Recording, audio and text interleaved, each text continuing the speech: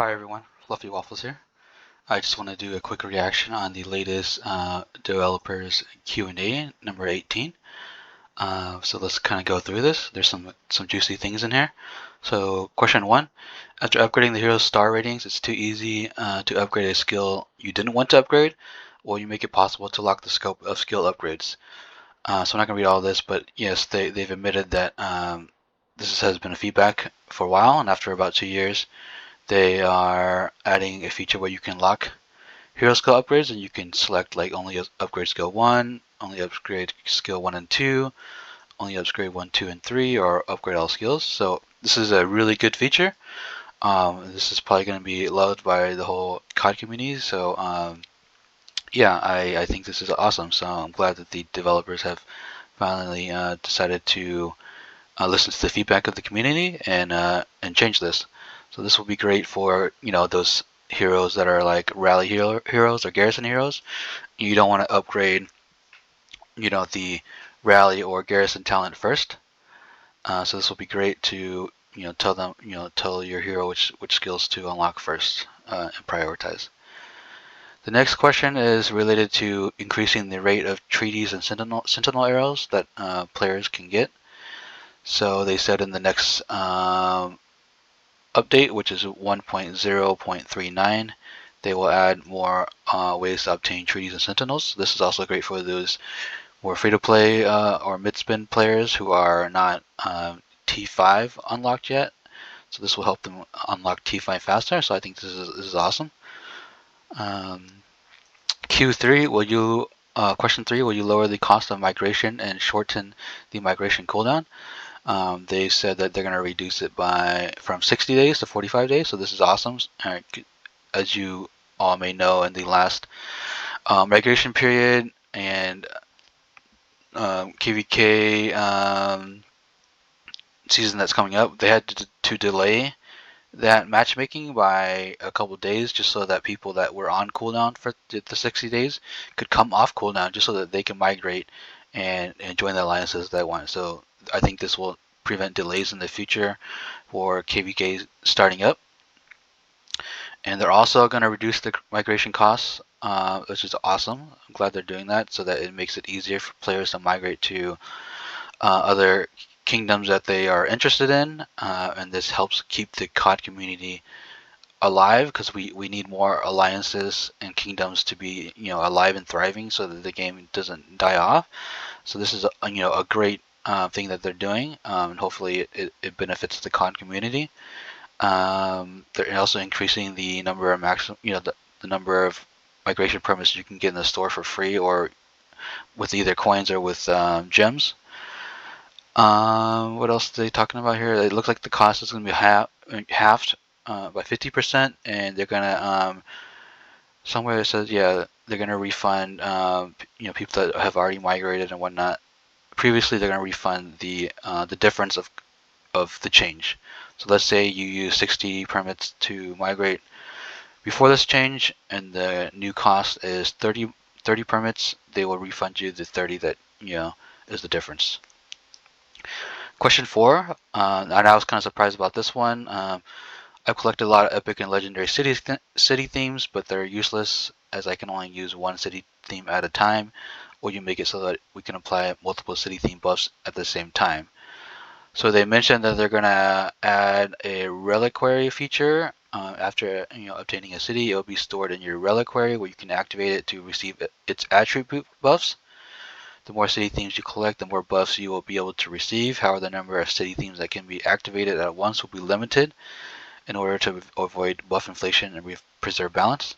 So this is I think this is kind of cool, and obviously that's a biased opinion on my end because I do have 4 legendary skins. So for example, I could use a 10% cavalry attack and a 13% cavalry HP, and then with a legendary I could always do another 5%.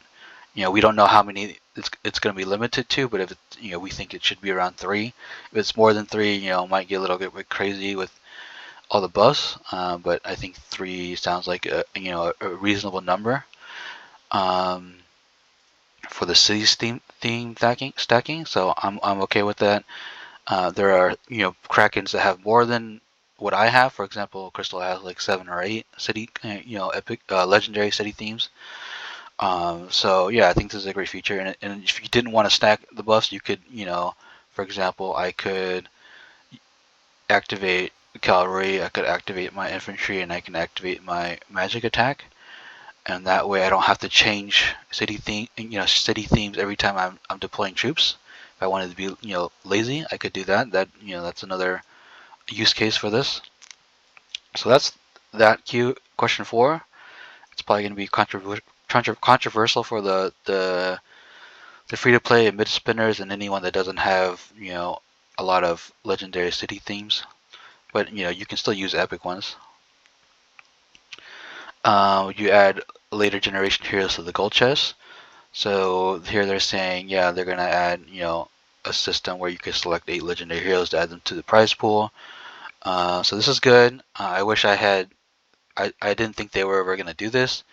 I used probably 2,000 or 3,000 gold keys last season just for fun. I should have saved it, but it is what it is.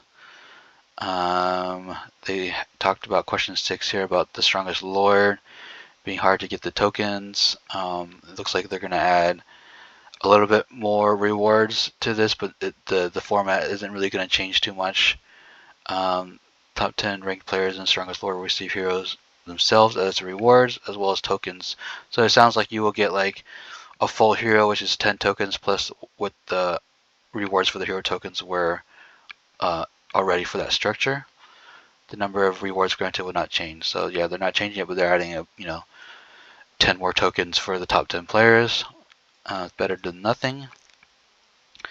For the first time you purchase an hero's daily deal, you will also receive their hero themselves as a reward. So the first time if you're choosing a new hero in the daily deal, you would get 10 tokens. That's it's not bad. Better than nothing. And they're gonna make the heroes offered in Strongest Lord event available sooner in the daily deals, which is great. I think before it's been like 14 days after the heroes in Strongest Lord that it becomes available in daily deals, so they make it sooner. That's awesome. Question 7 is regarding pet regeneration and how hard it is to get high quality pets through regeneration. Won't read all of this, but it looks like they've acknowledged that it's hard to get regeneration potions in the first place, and also hard to like regen pets with 8 slots and high stats. So it looks like they're gonna try to implement like a war pet auction system where players can auction off war pets with 8 slots and high, and that they want, and other people can buy them with exchange coins, and that the person that sells it will receive gems in return. This I don't know if it's going to be a good system. I think obviously it's really pay to win. It also unlocks like things like now farmers are going to start maybe farming pets and seeing if they can get an 8 slot pet and just sell it, things like that. Also, I don't think a lot of people are gonna want to like just buy pets with high stats unless they're working on a new pet.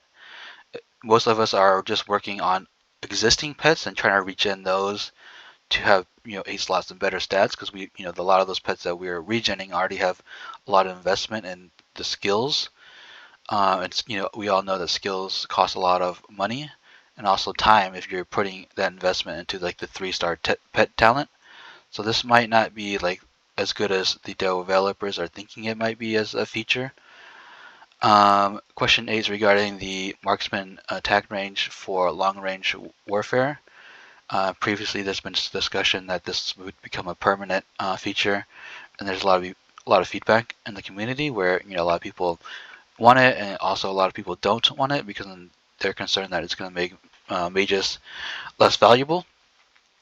So it looks like through the feedback they've stated that they're going to delay this feature and try to make sure that they balance it carefully. So this will be delayed. It looks like a little bit longer. They were talking about here in question 9 about alliance mobilization and legendary class and tournament Legend class and tournament champions by the time of season. Well, season comment. Okay, this is more about tournament of champions. Starting to. So they're reducing the points required to get into like the higher rankings of tournament champions. I'm kind of skipped through this. I don't really care too much about that, to be honest. Question 10 is related to looks like PvE events taking a lot of time and effort to do, more time and effort than it's giving rewards for. So a lot of these PvE events such as Celestial Battlegrounds, Crucible of Courage, Trial of Light, Smash of the Shadows, Battle Abyss, looks like they are going to be making adjustments to make it more less time consuming and also give better rewards. So for example, Battle Abyss adding items that can be exchanged for rewards, also giving you relocation for that event, so you can your whole alliance can relocate easier, adding relocation items as rewards to compensate for relocating just for this event. So that's good that they're making improvements to the PvE events that do take quite a bit of time, and by reducing that time, or reducing the cost that it would take to participate. The last question 11, is related to Roots of War. It's saying that movement is too slow in Roots of War, and this has turned the meta right now in the higher tier Roots of War into all cavalry fights, and people just deploying only cavalry. They've said that they realize that the meta is now cavalry based, and people are just deploying cavalries because of the fast movement speed advantage. And as a result, they're gonna make improvements to march speed for all unit types in Roots of War to keep the other unit types more balanced and viable. So they'll be buffing the unit types for mages, archers, and infantry, it looks like, and not touching the cavalry units. So we will see if this does improve the balance of unit types in Roots of War as the current state of the game is right now. So yeah, this will be interesting to see.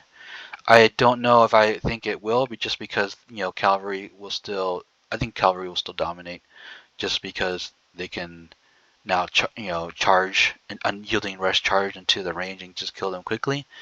When you're doing like all cavalry battles, it's just cavalry versus cavalry, and it's kind of even in there. But like if people are doing mass cavalry and there's a lot of range on the field, even if they walk faster, they're still gonna die pretty fast, in my opinion.